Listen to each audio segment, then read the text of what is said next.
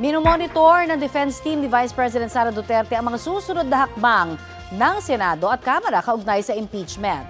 Sa panayam ng unang balita sa unang hirit, sinabi ng abogado ni VP Duterte na si Attorney Michael Poa na tutugon sila batay sa magiging development sa impeachment.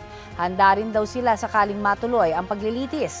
Kaugnay naman sa desisyon ng Supreme Court kaugnay sa impeachment, nilinaw ni Poa na ang proseso ng paghahain ng ika-4 na impeachment complaint lang ang kwenestyon nila. Ang Senate Impeachment Court daw ang magpapasya kung may merito ang 7 impeachment charges laban sa bise. Handa rin daw nilang sagutin ang mga naturang aligasyon na unang iginiit ng Kamara na dumaan sa tamang proseso ang impeachment proceedings laban sa bise.